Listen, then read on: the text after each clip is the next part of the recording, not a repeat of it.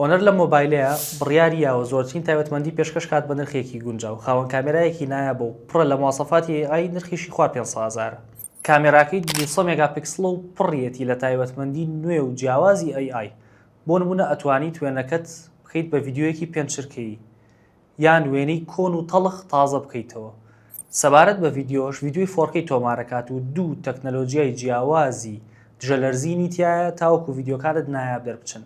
کامێرایەکی دووەمیشی هەیە تایبەت بە وێنەی گۆشەفراوان سێڵفیەکەشی 50 مێگاپیکسڵە سێری ئەم تەنکیە بکەن بەڵام لەم لاشە تەنک و جوانەیە پاتریەکی 6000 میلی ئەمپێر جێیکراوەتەوە بە تەکنەلۆجیای سیلیکۆن کاربۆن کە 1200 جار شەحن ئەکرێتەوە واتە تەمەنێکت لەگەڵ بەڕێ ئەکات و ئەتوانیت بە ماوەی تەنها 15 خولەک 140 شەحنی بکەیتەوە چونکە شەحنەکەی 80 واتە شاشەی ئۆنەر 400 6.55 ئینچە لە جۆری ئەمۆلد و 120 هێرتزە ڕووناکیەکەی ئەگاتە 5000 نیت واتە لەبەر هەتاویش باکی نییە و هەموو شتێکە بینیت ئەم مۆبایلە نوێی ئۆنەر بە هەر سێ ڕەنگی گۆڵد و ڕەش و سیلڤەر بەردەستە بە بیرکەی 512 گیگابایت و ڕامی 12 گیگابایت بە نرخی 490,000 دینار